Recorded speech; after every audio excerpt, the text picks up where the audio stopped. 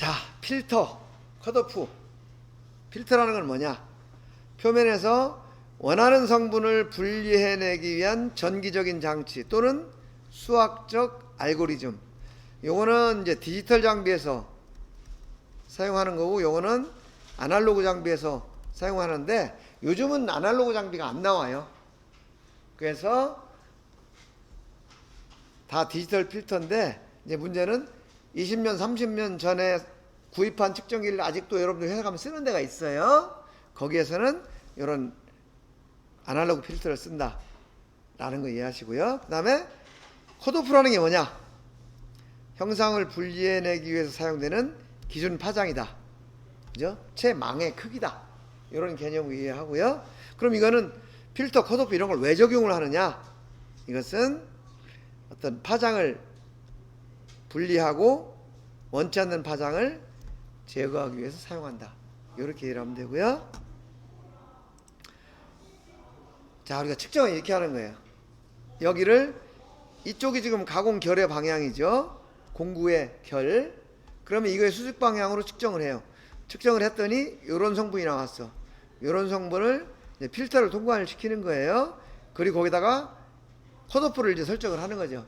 그러면 컷오프보다 작은 성분, 즉 단파 필터를 통과한 성분은 이렇게 A처럼 나오는 거고요. 장파 필터를 통과한 성분은 B처럼 나오는 거예요. 그래서 단파 필터를 통과한 성분의 거칠기, 파상도, 이런 개념을 분리를 한다. 그거고요. 그래서 실험을 해본 거죠. 거칠기 필터, 파상도 필터 이렇게 적용을 해봤더니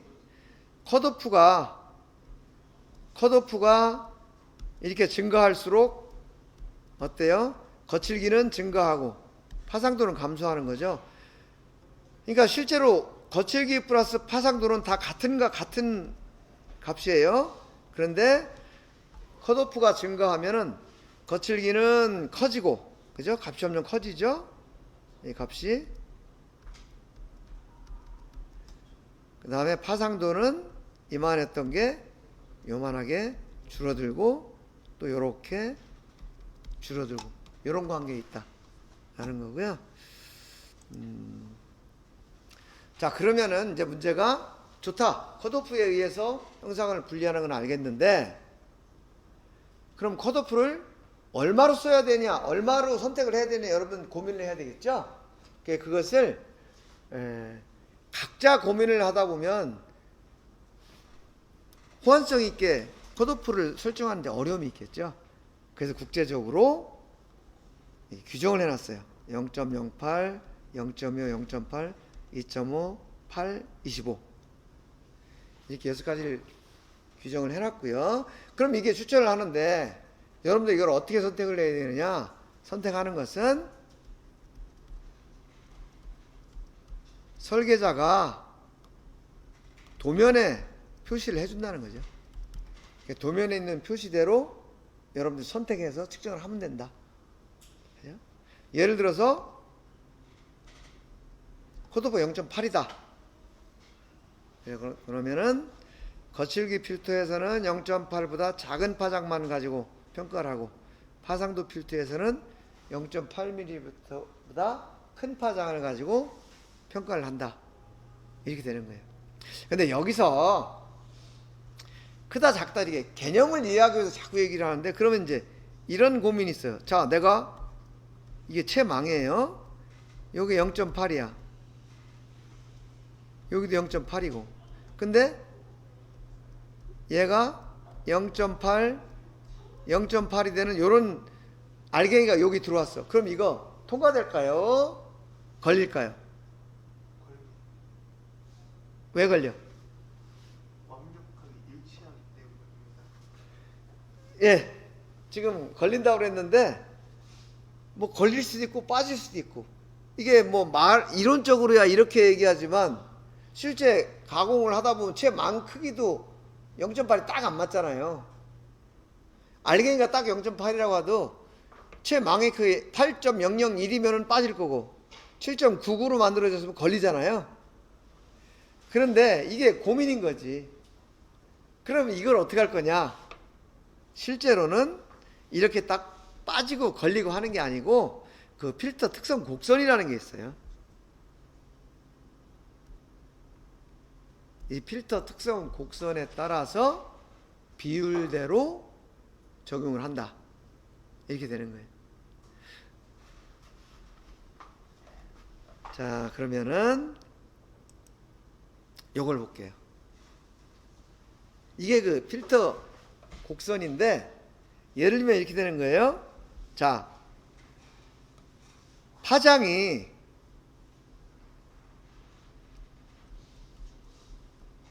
이게 파장이에요. 파장이 뭐 0.2, 0.4, 0.6, 0.8, 1.2, 2.0 이런 파장을 가진 성분들이 다 지금 섞여 있어. 근데 뭔지 모르지만 0.2라는 파장을 가진 요 성분의 거칠기는 10이고 얘도 10이고 다 10씩이라고 가정을 해보자는 거죠. 그러면 개념적으로 설명할 때는 자, 컷오프를 예를 들어서 컷오프를 0.8을 줬어. 그러면 어떻게 된다 그랬어요? 0.8보다 작은 거는 다 통과를 하고 얘는 제거가 된다 그랬잖아요. 그러니까 어떻게 돼요? 얘는 10, 20, 30, 40 하니까 얘는 40이라는 표면 거칠기가 계산이 돼야 되겠죠? 걸리고 빠지고 하니까. 근데 이제 요게 실제로는 이렇게 된다는 거죠. 자, 라무다 C가 0.8이야. 그러면 요게 0.8인 컷오프 특성 곡선이에요. 요게 요거 만약에 어떤 성분이 0.2가 들어왔다. 그러면 여기가 0.2니까 0.25니까 0.2는 여기쯤 되잖아요. 그럼 얘가 요리 쭉 올라가서 이 곡선하고 만나는 데를 찾는 거예요. 얘는 안 만나죠. 100%가 다 통과한다는 얘기예요. 그럼 얘는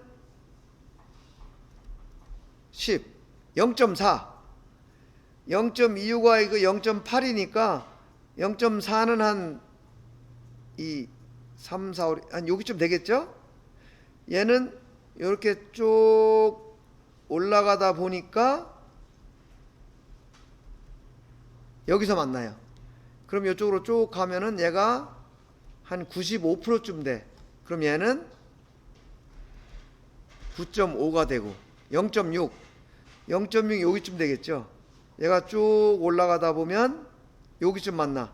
그럼 이쪽으로 쭉 가보면은 여기가 50이니까 60, 70 하니까 한 65%쯤 돼. 얘가. 그럼 얘는 6.5. 그 다음에 0.8. 0.8이 여기니까 쭉 가다 보니까 여기서 만나네. 50%. 얘는 5가 되고. 그 다음에 1.2하고 2는 아까 다 걸린다 그랬잖아요. 근데 여기가 2.5니까 1.2는 여기쯤 되네요. 쭉 가다 여기서 만나면 여기서 만나네. 쭉 가서 보니까 아이고 20%가 조금 안 되네. 한 19%쯤 돼. 그럼 얘는 1.9. 2mm 파장이면 여기쯤 되잖아요. 얘는 이렇게 가다 보니까 어디서 만나냐면 여기서 만나네요. 그죠? 쭉 가다 보니까 한 11%. 그러면 얘는 1.1. 이런 식으로 해서 이게 통과하고 걸리고 한다라는 거죠. 이런 필터 특성 곡선에 따라서 계산을 한다 라는 거고요. 파상도는 이제 반대가 되겠죠.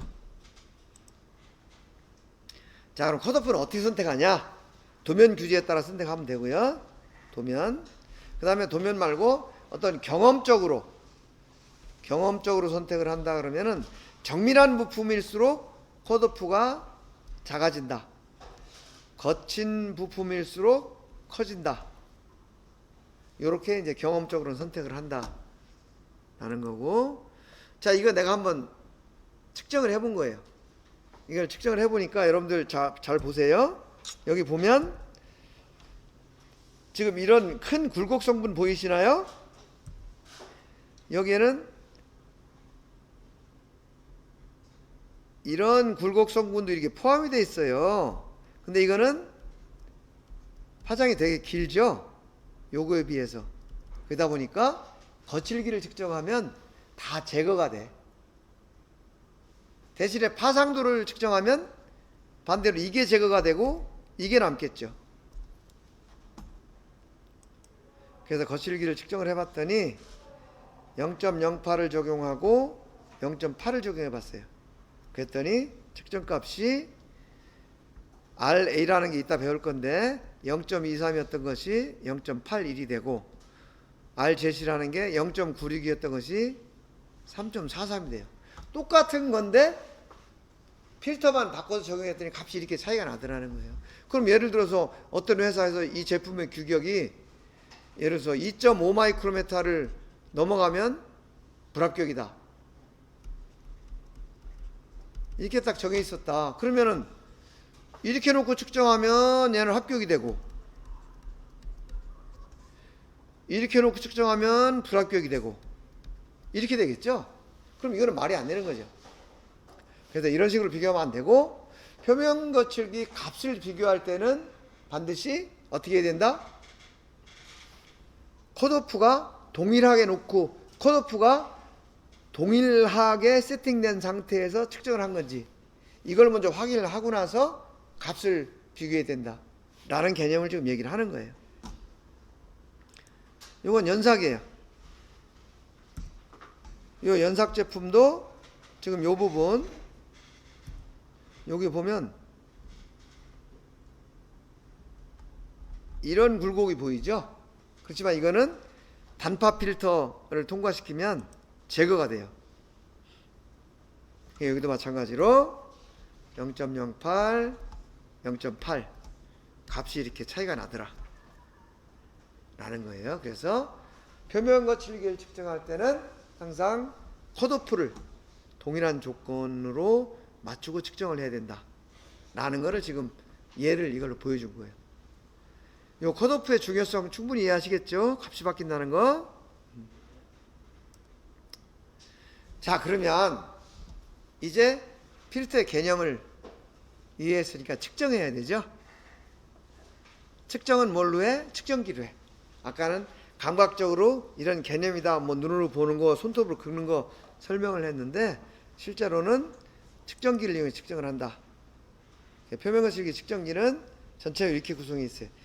이게 시편이에요. 여기 이 시편이 이렇게 있으면 요 시편을 요 끝에 요 촉침이라는 거예요. 촉침이라는 것이 제품을 따라서 아래위로 움직여요. 그 움직인 양을 픽업이라는 것이 잡아내는 거죠. 그리고 얘는 좌표 측정기라고 그랬죠. X축으로 이 촉침을 쭉 이동을 시켜야 되죠. 그것이 이송대예요. 그래서 X축으로 이송하면서 Z축의 높낮이를 이 촉침에서 접촉을 해서 픽업해서 읽어낸다.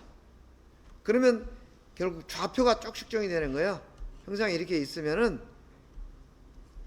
요점 각 점에 XZ, XZ, XZ 이 좌표를 쭉 측정을 해가지고 그걸 가지고 이제 필터를 적용시키고 또 규정된 방법으로 파라미터를 계산을 해내는 거죠. 일반적으로 이제 측정기가 이렇게 생겼는데 이 부분에서 이제 접촉을 하는 거죠. 그리고 이 부분에 구동을 하면서 데이터를 읽어내고 그 데이터를 이제 컴퓨터에서 계산을 하는 건데요. 이 부분을 확대를 해보면 이렇게 생긴 거예요. 요거 요 촉침이라는 것이 RA로 움직이면서 Z값을 잡아내고 그 다음에 요 부분이 이 안에 어떤 정밀한 데이텀이 이렇게 있어요. 이 데이텀을 따라서 X축으로 움직이는 거죠. 이것이 X다. 그리고 표면에 굴곡이 있으면 이 촉침이 이 표면을 따라서 이렇게 아래 위로 움직이는 거예요. 이 움직이는 양을 여기서 이제 요 픽업이라는 부분에서 읽어내는 거죠. 이런 구조로 측정기가 돼 있고요. 그 다음에 이제 촉침이 접촉을 한다고 그랬잖아요. 근데 촉침이 반지름이 너무 크면 실제 형상을 잘 못 잡아내죠. 그래서 너무 뾰족하면 얘가 마모가 되고 그러다 보면 또 수명이 짧아지겠죠. 그래서 촉침 반경을 2마이크로메타, 5마이크로메타, 10마이크로메타 이렇게 규격으로 정해놨어요. 정해놓고 이 중에 하나를 골라 쓰자. 그리고 각도도 60도, 90도 이렇게 정해놨는데 이런 거예요. 이 각도를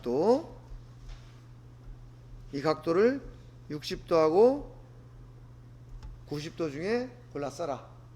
그 다음에 요 반지름 요거를 2마이크로메타, 5마이크로메타, 10마이크로메타 이렇게 정해놓고 이 중에서 우리는 선택을 해서 쓰는 거예요. 내가 임의로 만드는 게 아니고. 왜냐? 국제적으로 서로 동일한 조건으로 비교해서 값을 평가를 해야 되기 때문에 그런 거죠. 이렇게 보면은 지금 이렇게 생겼는데 요건 원뿔형이고 어떤 피라미드형, 뭐 끌형 이런 식으로 요 특수한 경우에는 요 모양이 좀 달라질 수 있다. 그 촉침 반경은 이런 영향이에요. 이 똑같은 이게 가공형체인데 얘는 촉침 방향이 요만해. 요거는 2마이크로메타. 얘는 촉침 방향이 커요. 10마이크로메타. 그러면 요 2마이크로메타로 측정을 한 거는 지금 요런 빨간 선이 요런 형상. 요런 거칠기 반민곡선이 나온다는 거죠. 아무리 작다 하더라도 완전하지는 못하죠. 완전히 끝까지는 못 들어가요. 그런데 만약에 10마이크로메타짜리 측정을 했다 그러면 대부분 못 들어가고 듬성듬성 나가기 때문에 요 점선으로 보이는 표면거치 이런 형상이 나오는 거예요. 이렇게 나와요. 왜냐하면 이 안쪽으로는 축침이 커서 못 들어가니까. 그럼 이거 1번 빨간 걸로 한 거하고 요 파란 걸로 된 요 2번하고는 완전히 다른 값이 나오겠죠. 그래서 표면 거칠기를 측정할 때는 필터뿐만 아니고 촉침 반경을 반드시 고려를 해야 된다 라는 거예요. 그리고 여러분들이 이제 우리 표면 거칠기 그래프를 보면 항상 이런 식으로 나와. 이런 식으로. 그러다 보니까 어떤 착각을 하냐 하면 아이고 표면이 막 되게 막 뾰족뾰족하게 생겼네. 이렇게 착각을 하는데 실제로는 그게 아니고 여기는 0.5 마이크로메타 요만큼, 여기는 500 마이크로메타. 그러니까 X하고 Z가 5000배 차이가 나는 거예요. 이게 무슨 얘기냐면 우리가 표면 거칠기를 측정했는데 표면기 높이가 1마이크로메타야. 1마이크로 눈에 안 보이죠. 그러니까 이거를 눈에 보이게 표현을 하려니까 그래프를 확대를 해서 그려야 되죠. 그래서 1마이크로메타가 1mm로 표현되려면은 1000배를 확대해야 돼. 네. 10mm, 그래프에 10mm로 그려지려면 10,000배를 확대해야 되잖아요. 1마이크로메타가 10mm로 보이려면은 얘는 10,000배를 확대를 해야 돼. 근데 높이는 그런데 이 그래프 길이를 보면 얘가 측정을 4mm를 했어. 근데 이거 다 4mm를 10,000배를 확대하려면 얼마가 돼요? 4만 mm가 되죠. 그래프 용지가 4만 mm를 가야 돼. 이게 불가능하잖아요. 그래서 이 X축 방향의 그래프는 우리가 그냥 보기 적당하게 조절을 하고 대신에 Z축은 왕창 키운 거예요. 그래서 이렇게 보이는 거지 실제 1대1로 그리면은 이런 완만한 형상이 돼요.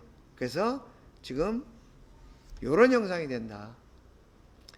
그래프하고 축침이.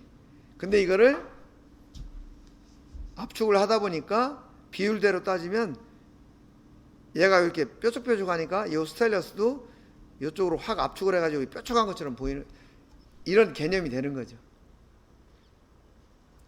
그래서 여러분들이 보는 이 표면거칠기 그래프는 실제 형상이 아니고 높이 방향을 더 크게 확대를 한 거다. 왜냐? 작은 오차를 우리가 그래프에서 보기 좋게 확대를 했기 때문에 그렇다. 요 지금 내가 뭐 설명하려고 하는지 이해할 수 있겠죠?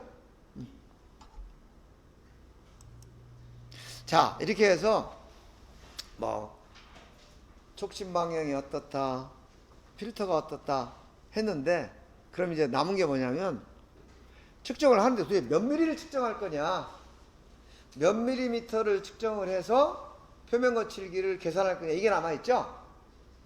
그게 남아있는데 그 길이라는 것은 뭐 길게 하는 건 상관이 없는데 최소한 요거보다는 더 짧으면 안 되겠다. 표면 거칠기 특성을 파악하기 위해 최소한 요만큼은 측정을 하자라고 정해놓은 최소 길이, 이론적으로 할당되는 최소 길이, 이거를 우리가 기준 길이라고 그래. 기준 길이, 샘플링 랭스.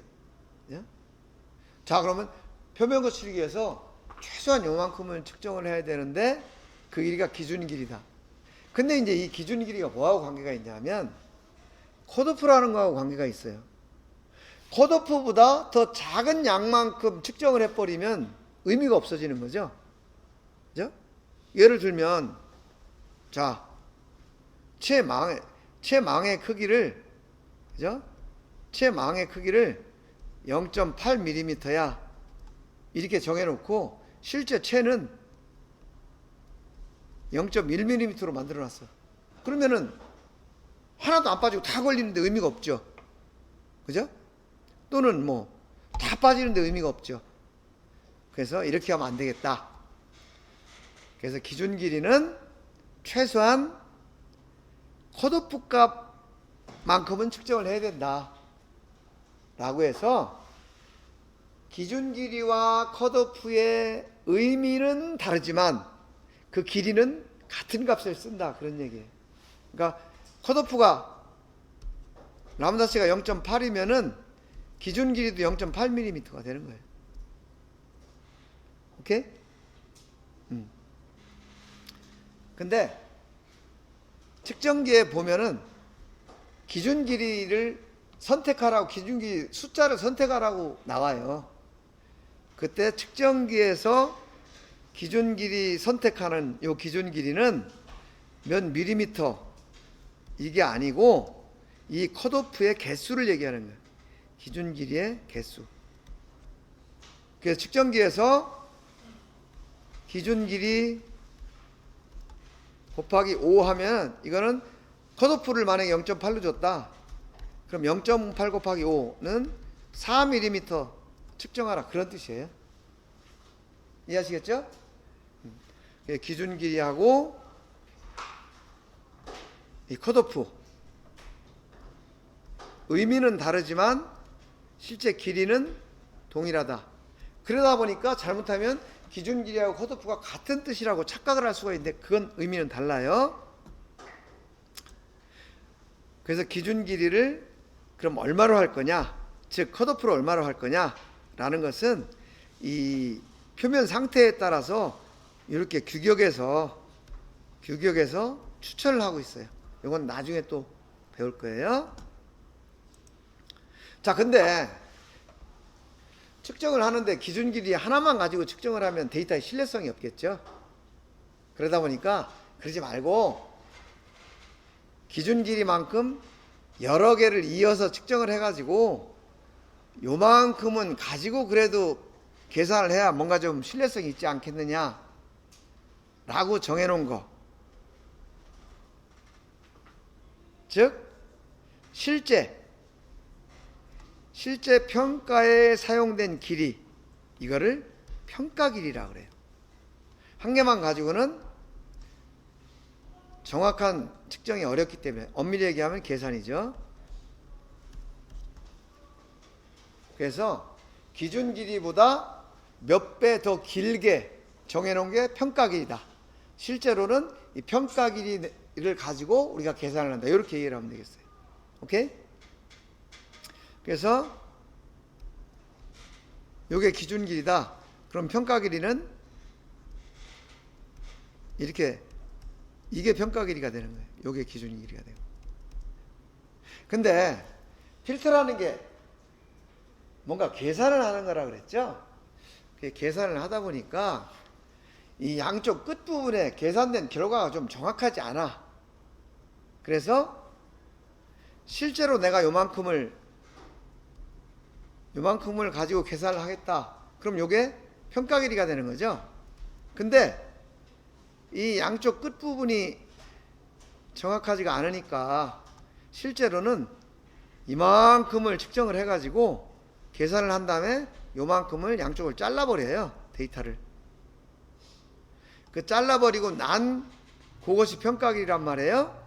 그러면 실제 측정기는 앞뒤로 조금씩 더 측정을 해야 되잖아요. 실제로 측정기가 움직인 전체 길이, 이거를 이송길이라고 그래요. 이송길이. 측정기 촉침이 이동한 전체 길이. 그죠? 이것은 양쪽에 왜곡이 발생하기 때문에 그만큼 잘라내기 위해서 더 측정을 해야 된다. 그래서 이런 관계가 되는 거죠.